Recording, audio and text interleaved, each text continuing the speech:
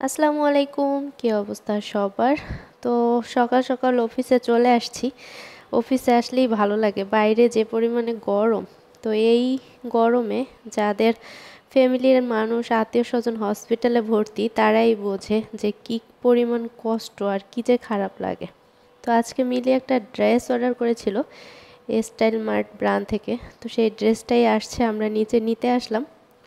তো এই ড্রেসটা হচ্ছে রেডিমেড বানানোই ছিল, এর আগেও নিয়েছে ও এই পেজ থেকে ড্রেস, বেশ ভালো কোয়ালিটি। তো এটা ছিল স্টিচ ড্রেস, প্রাইস ছিল 1300 টাকা আর সাথে ডেলিভারি চার্জ। তো ড্রেসটা আসছে, আমরা রিসিভ করলাম। তো ভাবলাম যে আগে দেখি কেমন কোয়ালিটি আসছে।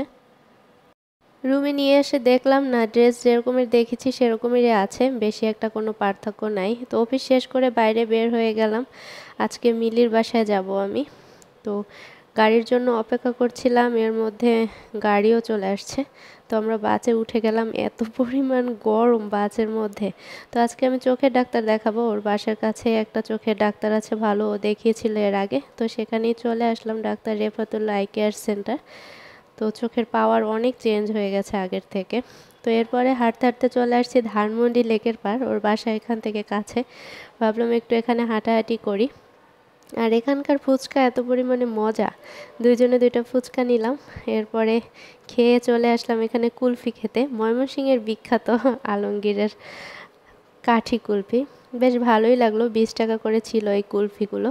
তারপরে হচ্ছে কুলফি খেয়ে তারপর আর কি বাসার উদ্দেশ্যে হচ্ছে রওনা দিয়ে দিলাম। আর রাতের বেলা দুইজনে রিকশায় খুবই ভালো লাগতেছিল, পাশে লাইটিংও করা ছিল আর হালকা হালকা বাতাসও ছিল সন্ধ্যার পরে, এজন্য আরও বেশি ভালো লাগছে রাতের বেলা রিকশায়। তো এই সাইডের বিল্ডিংগুলো এত সুন্দর, ঢাকার মধ্যে এরকম একটা বিল্ডিং থাকলে আর কিছুই লাগে না। ধানমন্ডির দিকে বিল্ডিংগুলো আসলে অনেক বেশি সুন্দর লাগে, আর গাছপালাও আছে, এইসব জায়গায় একটু আরামও বেশি, বেশ ঠান্ডা লাগে। তো আমরা হচ্ছে রিকশায় যাচ্ছিলাম, আমাদের কাছেও অনেক বেশি ভালো লাগতেছিল। তো এরপরে রাতের বেলায় চাঁদ দেখা যাচ্ছে, দেখতে পাচ্ছেন। শহরে আসলে পূর্ণিমা রাত বোঝাই যায় না। তো মিলি হচ্ছে বাসার জন্য কিছু কেনাকাটা করছিল, ডিম নিবে।